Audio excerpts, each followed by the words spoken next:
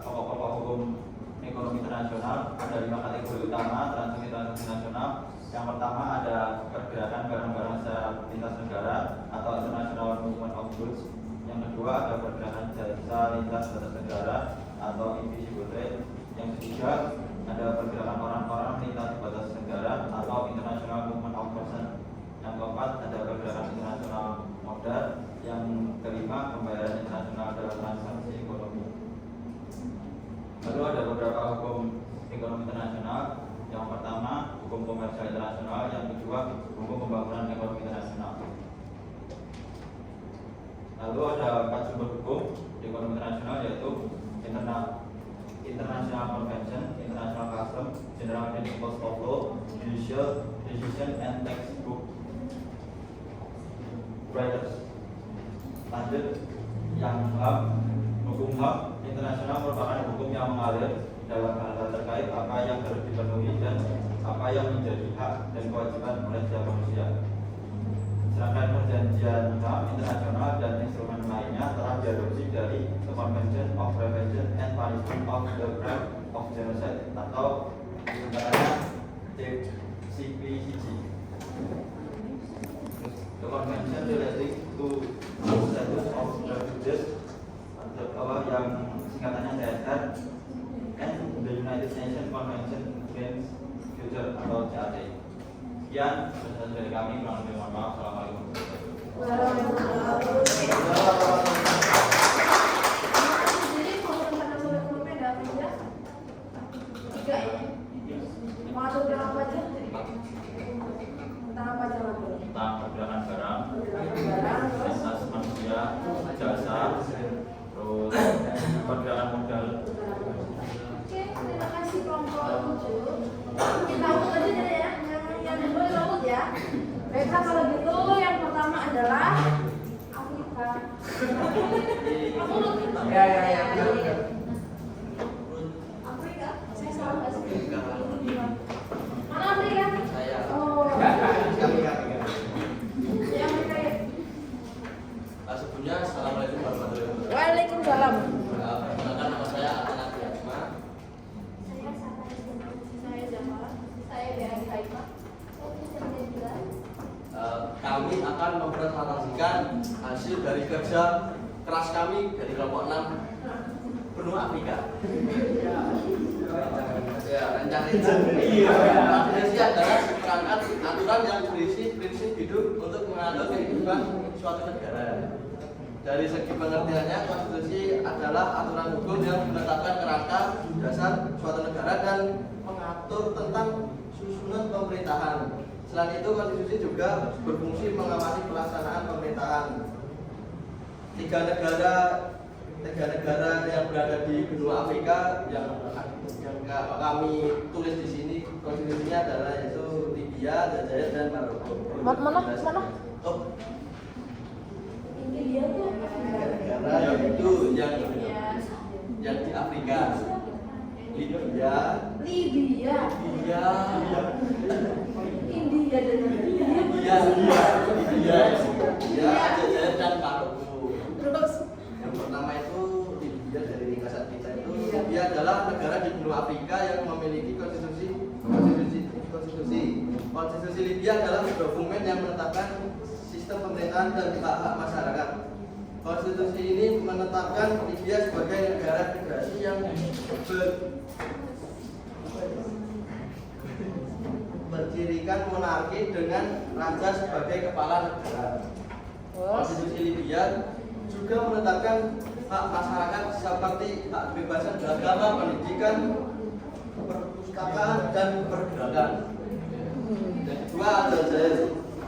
Aljazair adalah negara republik semi presidensial yang diatur dengan undang-undang. Aljazair memiliki presiden sebagai kepala negara dengan lama jabatan 5 tahun satu periode. Di dalam parlemennya menggunakan sistem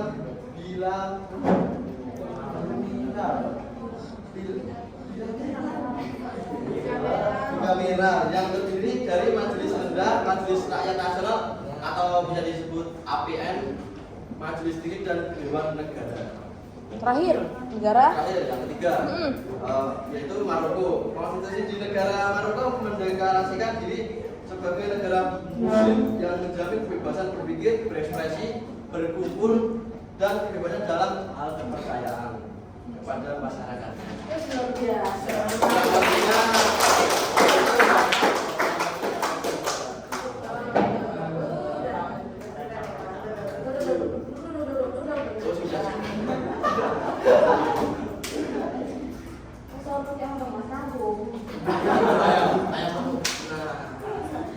Next berarti yang kedua adalah Eropa.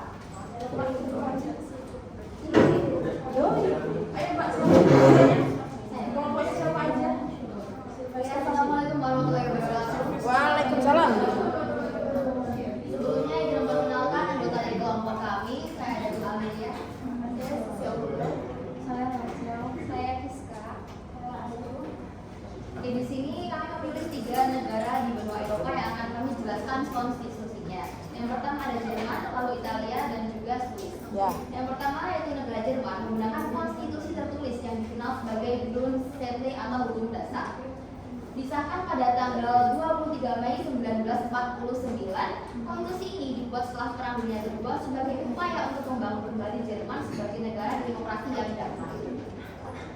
Konstitusi Jerman ini terdiri atas 146 pasal yang terbagi dalam 5 bagian utama. Yang pertama ada hak dasar, yang kedua federasi dan bagian negara bagian, lalu yang ketiga legislatif, keempat eksekutif, dan kelima peradilan. Selanjutnya ada negara Italia yang dikenal sebagai konstitusinya dikenal sebagai Costituzione della Repubblica d'Italia atau Konstitusi Republik Italia. Disahkan pada tanggal 22 Desember 1949 dan mulai berlaku pada 1 Januari 1948. Konstitusi Italia adalah dokumen hukum fundamental yang menetapkan struktur pemerintahan dan hak-hak warga negara Italia. Kepala negaranya sendiri adalah Presiden Republik dengan cabang pemerintahan yudikatif, eksekutif, dan legislatif. Yang terakhir ada negara Swiss. Negara Swiss merupakan negara federal yang terdiri atas 3 level pemerintahan, yaitu yang tertinggi diduduki oleh pemerintah federal, pemerintah daerah atau yang disebut dengan kanton, lalu ada pemerintah kota madya yang disebut dengan munisipal. Konstitusi negara Swiss bernama Confederation Switzera. Konstitusi ini disahkan pada tanggal 18 April 1999. Pemerintahnya terdiri oleh 7 anggota yang dipilih oleh Federal Assembly. Cukup. Assalamualaikum warahmatullahi wabarakatuh.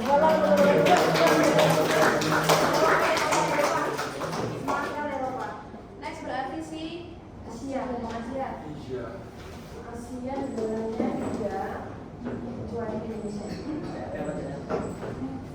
Karena terus kelompoknya dari mana aja? Silakan kelompok Asia. Ya, selamat siang semuanya. Siang. Perkenalkan, aku Nabila. Aku Ayu. Ya, jadi sini kita akan memberikan atau menjelaskan atau memberitahu kalian negara Asia yang ada di Asia dan konstitusi. Yang pertama ada negara Jepang. Jepang itu konstitusinya berupa konstitusi damai atau Heiwa Kenko, yang berarti konstitusi Jepang menetapkan pemerintahan berdasarkan sistem parlementer dan menjamin hak-hak dasar warga negara. Konstitusi Jepang bersifat pasifis dan terkenal tidak memberikan hak untuk memulai perang. Oleh karena itu disebut sebagai konstitusi damai yang mulai berlaku pada 3 Mei 1947. Konstitusi ini mengatur 3 kekuasaan tertinggi. Yang pertama eksekutif yang dipegang oleh kabinet, yang kedua ada legislatif dipegang oleh parlementer, dan yang ketiga ada kehakiman dipegang oleh MA. Ketiga kekuasaan adalah setara di depan undang-undang dasar. Selanjutnya ada negara Brunei Darussalam. Sistem hukum di Brunei Darussalam berdasarkan sistem hukum Inggris dengan perpaduan sistem syariah untuk kaum muslim. Jadi karena Brunei itu pernah dijajah oleh Inggris, oleh karena itu sistem hukum di Brunei itu berdasarkan sistem hukum Inggris dan perpaduan Islam Syariah juga karena Brunei itu merupakan negara. Kemudian isi konstitusi Brunei Darussalam yang pertama ada Sultan Brunei menjadi kepala negara tertinggi. Yang kedua ada Brunei Darussalam bertanggung jawab atas urusan dalam negeri. Yang ketiga, pemerintah Britania Raya bertanggung jawab untuk urusan luar negeri dan pertahanan saja. Kekuasaan tertinggi berada di tangan Sultan yang merupakan kepala negara sekaligus kepala pemerintahan. Pada tahun 2004, Sultan menyetujui sejumlah amandemen konstitusi, termasuk ketentuan mengenai pembentukan Dewan Legislatif yang dipilih secara parsial. Yang terakhir ada negara Singapura. Negara Singapura tadinya berbentuk federasi bersama Malaysia dan Borneo, kemudian menjadi negara kesatuan. Setelah lepas atau berhenti menjadi negara federasi dan mendeklarasikan bahwa Singapura akan selamanya merupakan negara demokrasi yang berdaulat dan merdeka. Republik Demokrasi Parlementer dan presiden non eksekutif yang elektif. Yang dimaksud Perdana Menteri yang ada di Singapura itu dipilih oleh presiden. Jadi yang memegang pemerintahan di Singapura itu Perdana Menteri dan presiden sebagai penasihatnya. Kemudian konstitusi tidak tertulisnya itu memiliki pembukaan langsung dimulai dengan terima kasih.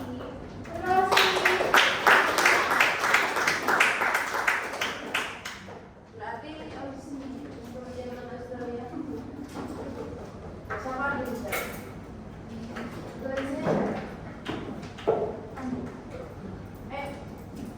Assalamualaikum warahmatullahi wabarakatuh. Waalaikumsalam. Saya dari kelompok 3. Perkenalkan saya Nadia. Saya Fadil. Saya Rewan. Saya Nasa. Di sini saya kelompok kami akan membahas mengenai konstitusi di benua Australia. Negaranya sendiri ada Western Australia, Victoria, dan Queensland.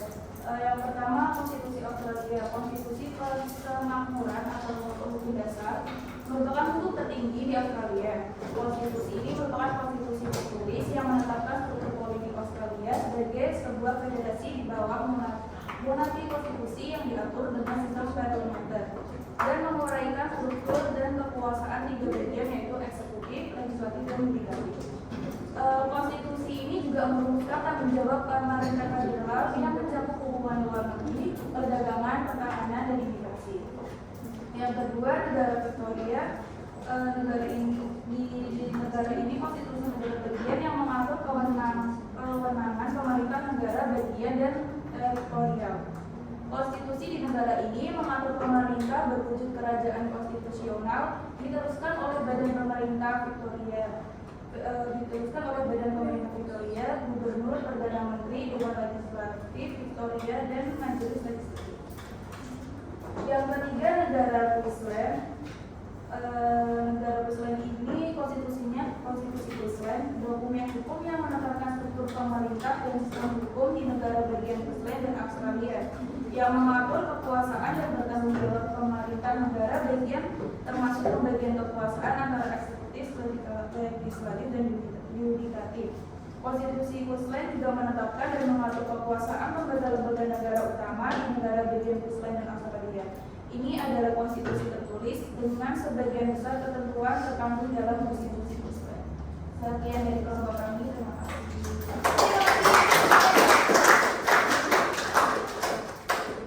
Amerika Selatan. Mana Amerika Selatan? Apa jadi ini? Perjanjian kita kayak gitu. Oh ini ya. Ini apa berarti?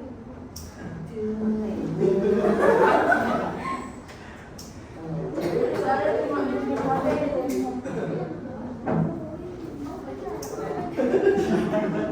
Halo, selamat siang. Siang. Dari kelompok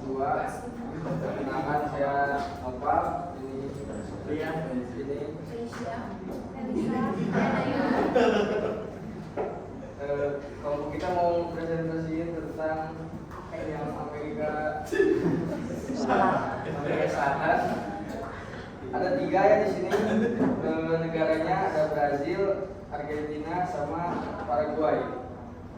Yang pertama dari konstitusi Brazil. Negara Brazil berbentuk Republik Federasi dengan sistem pemerintahan presidensial. Konstitusi yang berlaku saat ini disahkan 5 Oktober 1988. Kekuasaan Brazil terdiri dari 3 lembaga, yaitu ada eksekutif, legislatif, dan yudikatif. Yang kedua ada konstitusi Argentina. Konstitusi Argentina pertama kali disahkan tahun 1853 dan telah beberapa kali ini mengalami perubahan. Konstitusi Argentina menegaskan pentingnya prinsip-prinsip demokrasi, kebebasan, dan keadilan. Dalam konstitusi Argentina dinyatakan bahwa pemerintahan Argentina adalah sebuah negara federal yang terdiri dari beberapa provinsi dan sebuah wilayah federal, Buenos Aires. Yang ketiga ada konstitusi Paraguay. Konstitusi tahun 1922 adalah piagam dasar Paraguay. Konstitusi ini disusun oleh Majelis Konstituante. Konstitusi tersebut menyatakan bahwa Paraguay adalah negara demokrasi, perwakilan, dan pluralis, dan bahwa pemerintahan dijalankan oleh kekuasaan terpisah legislatif, eksekutif, dan pluralis, dan juga badan peradilan. Ya, terima kasih. Terima kasih Amerika Selatan. Last one, kelompok Amerika Utara. Siapa yang mewakili? Ya. Oke, selamat siang. Siap. Kami dari kelompok Amerika Utara. Saya Dewa. Saya Dewan. Saya Karin, saya Salma, saya Fafika. Kami akan mempresentasikan dari hasil kerja kami. Terdapat 3 negara yang kami analisis kondisinya, ada Amerika Serikat, Kanada, dan juga Meksiko. Amerika Serikat, konstitusi Amerika Serikat dikenal sebagai konstitusi berorientasi berisi analisis hukum dan interpretasi konstitusi Amerika Serikat, yang terutama didasarkan pada kasus hukum Mahkamah Agung. Konstitusi Amerika Serikat atau Undang-Undang Dasar Amerika Serikat adalah hukum tertinggi di AS Amerika Serikat. Dokumen ini menantikan pasal-pasal konfederasi konstitusi pertama negara tersebut pada tahun 1789. Amerika Serikat terdiri dari 3 bagian preamble, pasal-pasal amandemen. Konstitusi Amerika Serikat memainkan peran yang penting. Pertama, menetapkan kerangka kerja. Kedua, melindungi hak-hak individu. Dan ketiga, membentuk identitas nasional Amerika. Kemudian kita beralih ke negara Meksiko. Konstitusi Meksiko diundangkan pada tahun 1917 dan merupakan dokumen fundamental yang mendefinisikan politik 8 hukum. Bentuk negara Meksiko Republik Federal dengan 37 negara bagian dan 1 distrik federal. Sistem pemerintahan itu presidensial. Pembagian kekuasaan itu terdapat 3 seperti biasa, ada eksekutif, legislatif, dan yudikatif. Kita beralih ke Kanada. Undang-undang konstitusi dimulai pada tahun 1867 yang awal disebut Undang-Undang Amerika Britania. Ini mengurangi sistem pemerintahan Kanada yang menggabung model pemerintahan parlementer, Westminster Inggris dengan pembagian kedaulatan federalis. Undang-Undang Konstitusi 1982 UU Parlemen formal yang memberlakukan kemerdekaan legislatif penuh Kanada dari Inggris. Bagian 5 dari undang-undang yang menetapkan formula amandemen konstitusi Kanada yang ketiadaannya karena sesesihan selama lebih dari 50 tahun antara federal dan provinsi. Berarti amandemen konstitusi Kanada memerlukan pengesahan oleh Parlemen Inggris setelah kurang lebih satu Westminster tahun 1941. Ini dari kelompok Utara. Terima kasih. Terima